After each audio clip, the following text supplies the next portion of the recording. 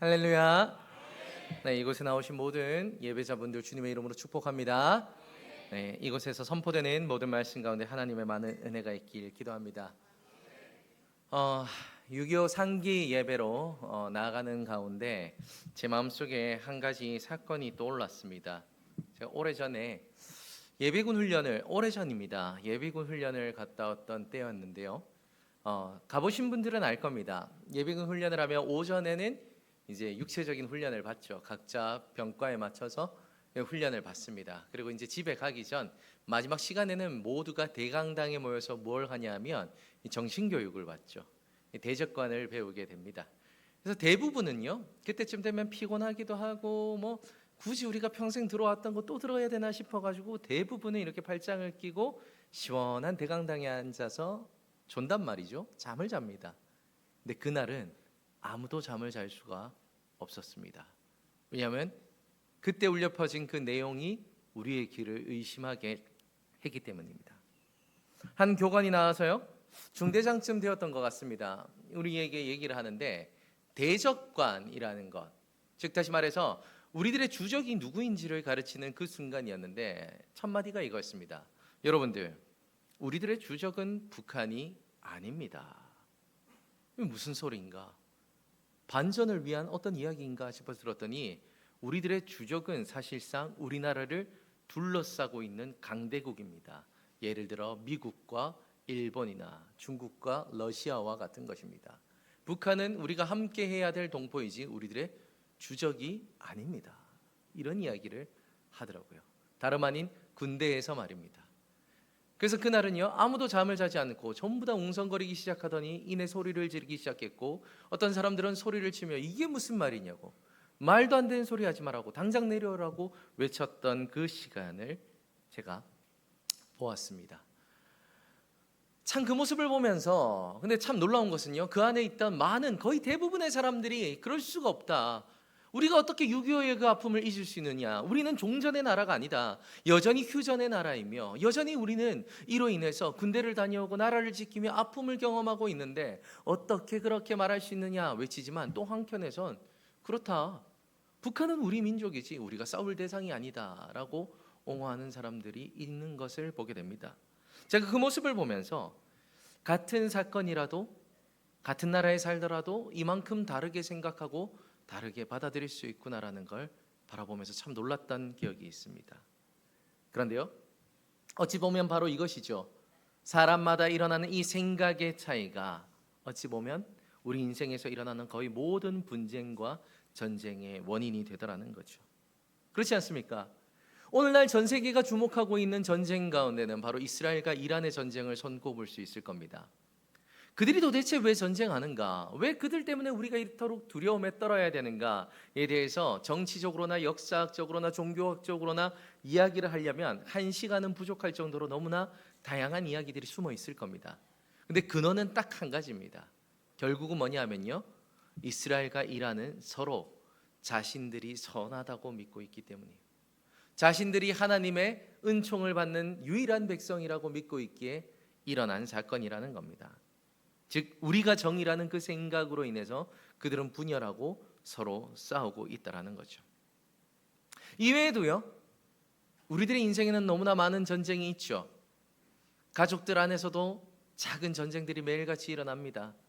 부모와 자녀들의 언성이 높아지고요, 남편과 아내의 언성이 높아집니다. 우리 주변에도 그렇습니다. 참 신기한 일들이 계속해서 일어나요. 하나님은 분명 남자와 여자를 사랑하라고 만들어 놓으셨는데 언젠가 정신을 차려보니 남녀는 이제 죽일 적이 되어 있습니다. 남자는 여자를 욕하고 여자는 남자를 욕합니다. 세대 차이라는 이름 가운데에서 아이들은 어른들을 욕하고 어른들은 아이들에게 손가락질을 합니다. 이 좁은 대한민국에서 정치와 이념이라는 생각이 나뉘어 동과 서가 빨갛고 파랗게 나뉘었습니다. 자, 그런데 한번 생각해 보십시오. 우리가 너무나 당연하게 받아들이고 있는 이 현실, 사실 이상하지 않습니까? 정말 이것이 이렇게까지 싸울 일일까요? 이렇게까지 죽일 듯이 욕하면서 분노할 일일까요? 어찌 보면 대화 몇 마디에 함께 밥 한 끼 먹으면 해결될 수도 있는 일이지 않을까요? 근데 그것이 일어나지 않더라는 거예요. 분쟁은 심해지고 갈등은 깊어져 갑니다. 그리고 충격적이게도 그 갈등은요, 어떤 사람의 목숨들을 앗아가는 데까지 일어나게 되는 거죠. 말이 쉽지 사람을 죽인다는 것, 사람의 목숨을 앗아간다는 건요, 결코 쉬운 일이 아니죠. 근데 우리들의 감정은 거기까지 치닫더라는 겁니다. 자, 그렇게 우리는 질문해 봐야 되는 거예요. 도대체 이 문제의 원인은 정말 무엇에 있는 것일까? 그 원인이 오늘 12절에 이렇게 기록되어 있습니다. 우리가 함께 읽도록 하겠습니다. 12절의 말씀입니다. 그러므로 우리의 씨름은 혈과 육을 상대하는 것이 아니요 통치자들과 권세들과 이 어둠의 세상 주관자들과 하늘에 있는 악한 영들을 상대함이라. 아멘. 지금 사도 바울이 말하는 것이 무엇입니까? 우리에게 있는 너무나 많은 문제들이 있는데, 너무나 많은 아픔이 있고 너무나 많은 전쟁이 있는데, 이것이 혈과 육의 문제가 아니라는 걸 알아야 된다는 것. 이것은 이 어둠의 세상을 주관하고 있는 주관자들, 악한 영의 문제에 있다는 것입니다. 바로 그것이 이 문제의 근원이더라는 거예요. 우리는요, 살아가는 가운데 또 신앙자로서 또 믿음을 지켜나가는 가운데 이 원인을 깨닫는 것이 아주 중요합니다. 왜냐하면 지피지기면 백전불패라는 말이 있는 것처럼 나를 알고 적을 알면 절대 지지 않기 때문이죠. 자, 그런데 어떻습니까? 우리의 신앙이 그렇게 날마다 승리하고 있습니까? 패배하지 않고 날마다 기쁨으로 나아가고 있습니까? 그렇지 않다는 것은 우리가 너무나 잘 알고 있는 내용입니다. 왜냐하면 우리는 여전히 문제 해결을 세상에서 찾기 때문입니다. 나에게 돈만 조금 더 있었으면, 나에게 좀 더 멋진 사람들이 붙어 있었으면, 내 건강이 조금 더 좋았으면, 내 가정 환경이 좀 더 좋고 내가 태어난 곳이 조금 더 도시였으면, 여러 가지 이유를 들어서 나의 환경들이 내 삶의 문제의 원인이라고 생각을 하는 거예요. 그러니 우리는 10년, 20년, 30년을 신앙생활해도 여전히 백전백패하는 인생을 살지도 모르는 것입니다. 여전히 예배를 드렸지만 승리의 확신이 없는 것입니다. 왜? 우리의 눈은 여전히 세상을 바라보고 있기 때문이라는 거죠. 하지만 기억하십시오. 문제의 원인이 악한 영들에게 있다는 것을 우리에게 주목하는 순간 우리에게는 승리가 예비되어 있습니다. 할렐루야. 이것이 아주 중요하다라는 거예요. 문제의 근본을 알아채는 것이 아주 중요하다는 겁니다. 이 내용을요, 아주 잘 알려준 한 사건이 있으니 제가 예전에도 한번 소개해드린 적이 있는 것 같은데, 그게 바로 베트남전이지 않습니까? 미국입니다. 미국과 베트남이 붙었어요. 사실상은 미국과 베트남도 아니에요. 미국을 주도로 한 수많은 강대국들의 연합과 자그마한 베트남의 전쟁입니다. 누가 봐도 미국이 이기는 싸움이었어요. 누가 봐도 베트남한테는 아무런 희망이 없었습니다. 근데 결과는 어떻습니까? 베트남이 이겼죠. 모든 사람들이 그 원인에 대해서 이렇게 얘기를 합니다. 그 전쟁의 본질을 미국이 제대로 찾지 못했기 때문이라고. 미국은요, 이 베트남전의 본질을 뭐라고 생각했냐면 땅을 빼앗는 싸움이라고 생각했어요. 어서 빨리 저기 있는 땅들을 다 빼앗아서 저 땅을 점령해서 저곳에 우리들의 이 자유민주주의의 사상을 꽂으면 된다. 그것이 미국의 생각이었습니다. 그런데 호치민의 생각은 달랐어요. 전쟁의 근본은 거기에 있다고 보지 않았습니다. 호치민은 이 전쟁은 베트남 인민들의 마음을 빼앗는 전쟁이라고 봤던 거예요. 그래서 그는 연설합니다. 그들에게 독립을 위해서 일어나라고, 목숨을 걸라고, 땅을 빼앗길지언정 너희들의 마음은 뺏기지 말라고 연설을 하는 거예요. 그 결과 온 국민들이 이 게릴라들을 돕기 시작했고, 미국은 그 큰 힘을 가지고 있고 그 많은 돈을 때려 부으면서 전쟁에 총력을 다했음에도 불구하고 결국 거의 최초죠, 패전을 선언하고 그곳에서 물러나게 되는 거예요. 원인이 무엇입니까? 전쟁의 근본을 잘못 파악한 데서 온 거예요. 미국은 땅을 빼앗으려 했지만 호치민은 마음을 빼앗으려 했던 거죠. 그래서 미국이 졌던 것입니다. 우리들의 인생도 동일한 겁니다. 우리들의 신앙도 동일하다는 거예요. 우리가 삶을 살아가다 보면요, 결코 변하지 않는 진리 가운데 하나는 뭐냐면요, 내가 원든 원치 않든 전쟁은 일어난다는 거예요. 그렇지 않습니까? 우리 삶에서 누가 뭐 살아가다 보면 내 가족 가운데서 자녀들도 한 번씩 반항도 하고 남편이 한 번씩 바람도 피고 그래가지고 한 번씩 머리끄댕이 잡고 싸워야지 그게 사람 사는 맛이지, 이렇게 생각하는 사람 아무도 없잖아요. 장사하다 보면 한 번씩 두 번씩 망하기도 하고 홀딱 털리기도 하고 울어봐야지 그게 즐겁게 사는 맛이지, 이렇게 생각하는 사람 아무도 없단 말이에요. 누구나 평안하고 누구나 행복하게 살아가고 싶죠. 그런데 인생을 살아가다 보면요, 전쟁이 일어나는 거예요. 왜냐하면 이 악한 영들이 우는 사자와 같이 우리를 계속해서 덤벼들기 때문입니다. 우리의 영혼을 빼앗기 때문입니다. 우리를 무너뜨리려고 시시탐탐 노리고 있기 때문입니다. 그러니 전쟁은 계속해서 되는 거예요. 일어나는 겁니다. 집안에서든 직장에서든 교회에서든 이 전쟁은요, 사라지지 않는 겁니다. 그리고 이 전쟁은 영적인 전쟁이기에 우리가 아무리 돈이 많아도요, 아무리 능력이 많아도, 아무리 학벌이 좋고 환경이 좋아도 피할 수 없는 전쟁이에요. 그렇지 않습니까? 수많은 재벌들을 보십시오. 그들이 돈이 많아서 걱정이 없습니까? 그렇지 않아요.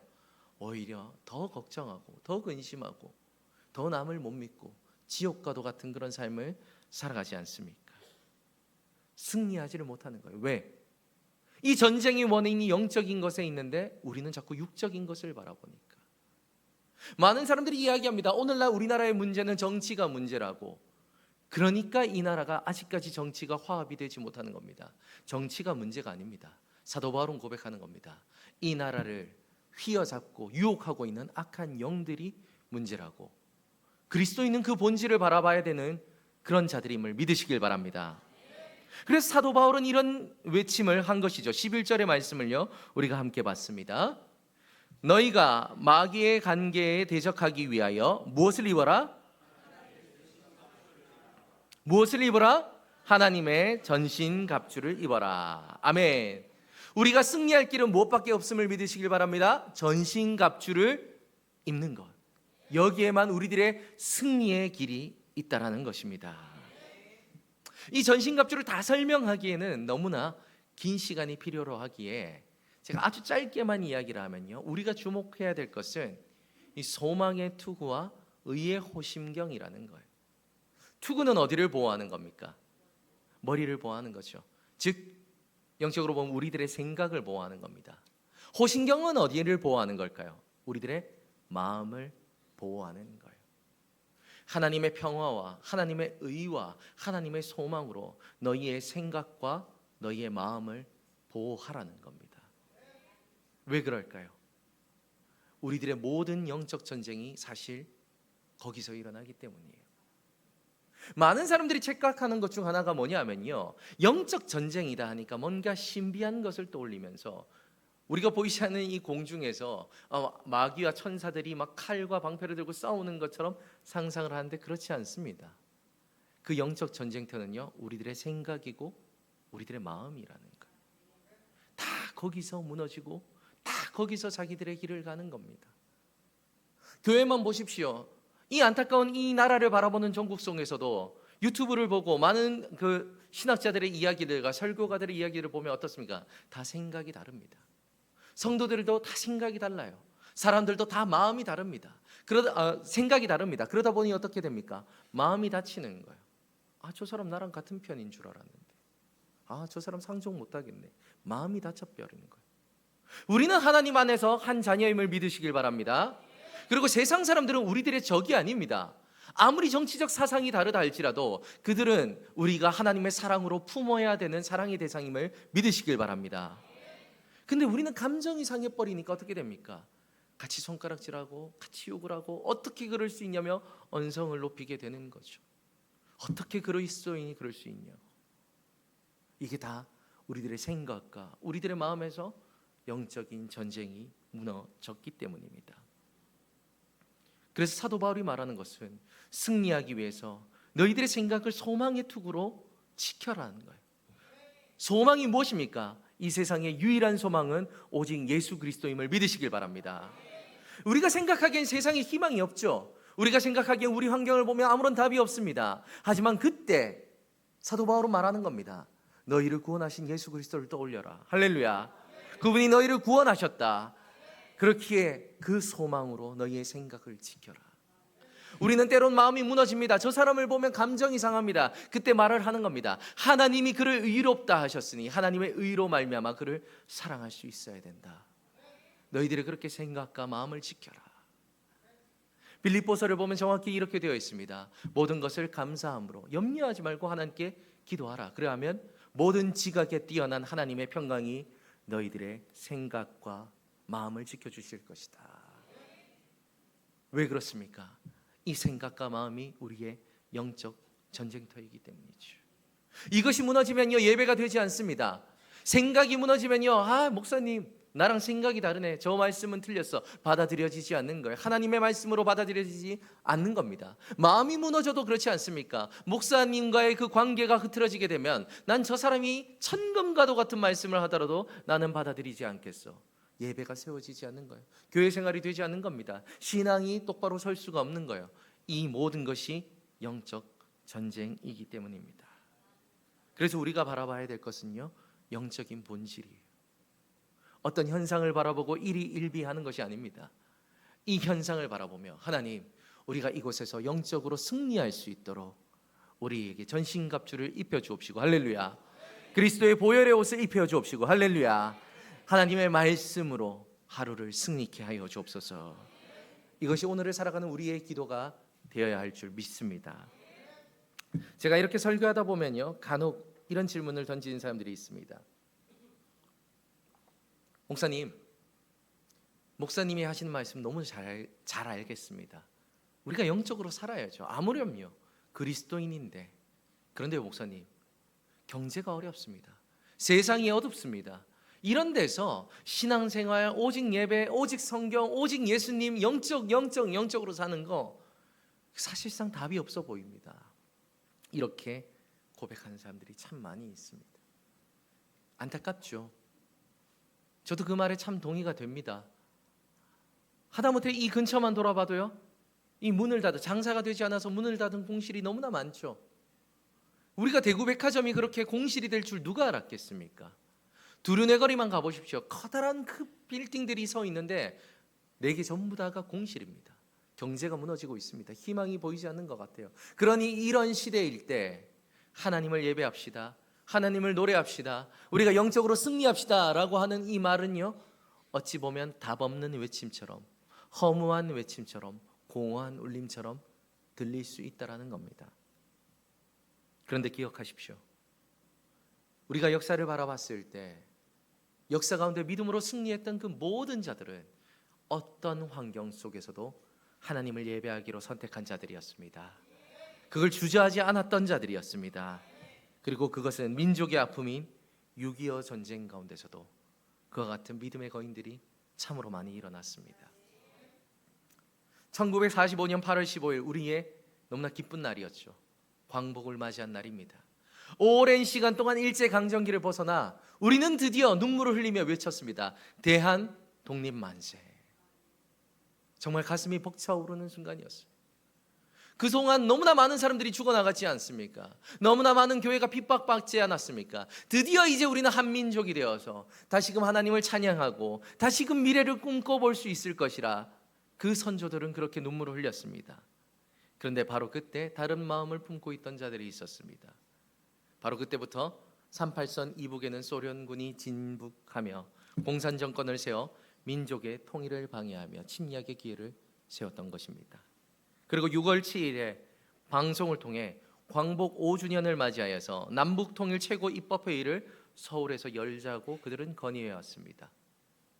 앞에서는 우리가 통일을 위해 논의하자라고 이야기해놓고 저들은 결국 6월 25일 남쪽으로 침략해 들어오기 시작했습니다.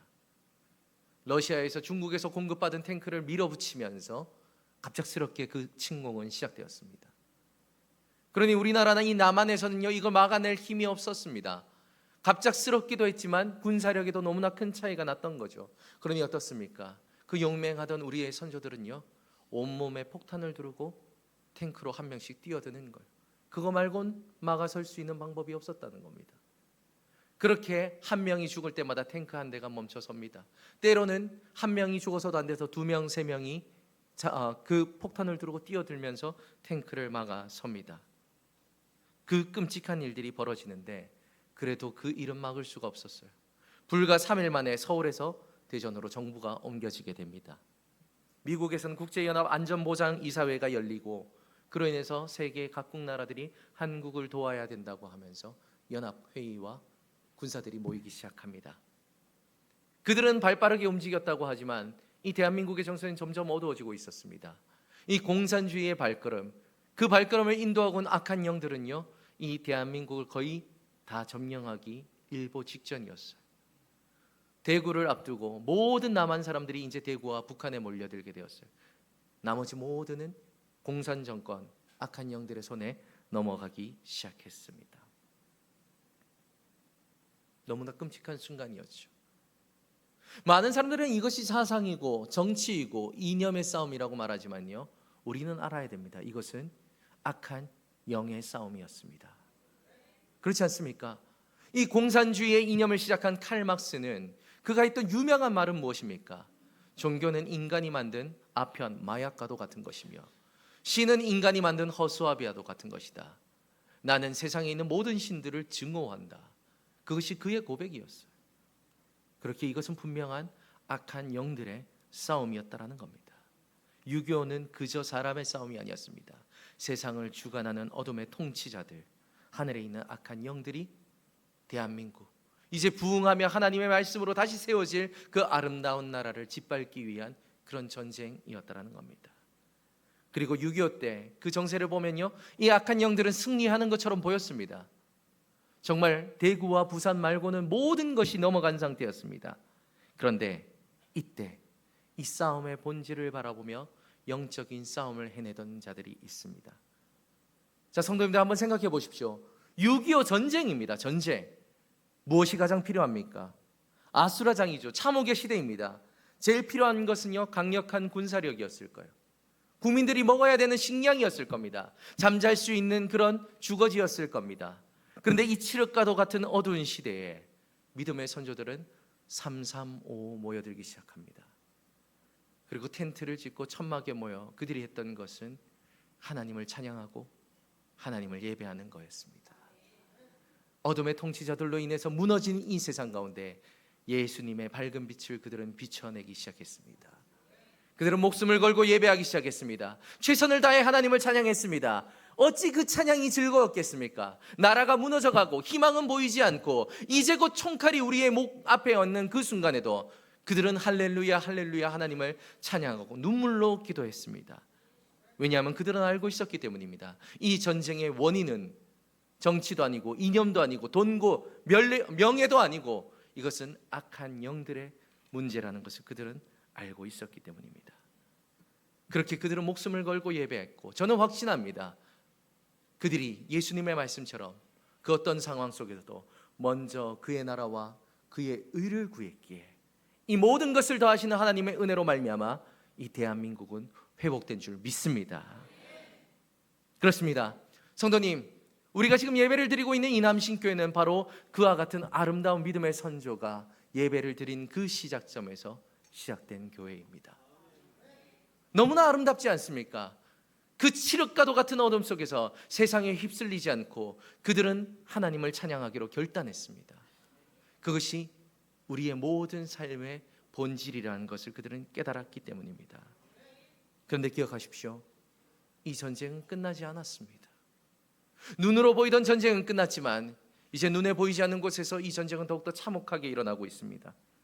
이 영적 전쟁은 오늘날에도 여전히 우리를 괴롭히죠. 북한은 계속해서 우리를 괴롭힙니다. 세상의 문화는 점점 하나님의 영광을 가리고 있습니다. 세상의 미디어와 문화들은 청년들을 교회에서 빼내가기를 서슴없이 하고 있으며 여러 가지 사상과 교육으로 다음 세대들은 하나님이 없다 말하는 시대가 되었습니다.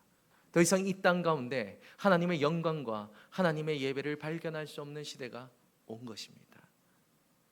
그렇기에 우리는요, 믿음의 선조들의 모습을 다시 한번 가슴에 새기며 우리가 해야 될 그 본질로 돌아가야 될 때라 믿습니다. 그건 바로 악한 영들을 상대하기 위해 전신갑주를 입는 것입니다. 우린 더욱더 뜨겁게 예배해야 될 줄 믿습니다. 더욱더 뜨겁게 기도해야 될 줄 믿습니다. 더욱더 기쁘게 찬양해야 될 줄 믿습니다. 그것만이 유일한 살 길이기 때문입니다. 기억하십시오. 역사 가운데 언제나 어두움의 순간이 있었습니다. 하지만 예수 그리스도는 언제나 세상의 유일한 빛이 되셨습니다. 그렇게 그분을 붙잡고 그분을 예배하고 그분을 찬양하는 자들에게 주어진 것은 영원한 승리임을 믿으시길 바랍니다. 우리는 6.25를 바라보며 그것을 다시 한번 떠올려야 될 것입니다. 나라가 어지럽습니다. 세상이 시끄럽습니다. 우리의 마음은 번민이 될 겁니다. 하지만 그걸로 인해서 우리가 예배만 드려야 된다는 것은 아니지만 가장 첫 번째 시작은 예배가 회복되어야 될 줄 믿습니다. 그러면 그 모든 것은 하나님께서 우리를 인도하시고 회복시키시며 만들어 가실 것입니다. 이것을 믿는 믿음으로 나아가 승리하는 우리 남신교회가 되시길 주님의 이름으로 축복합니다. 다 함께 기도하시겠습니다.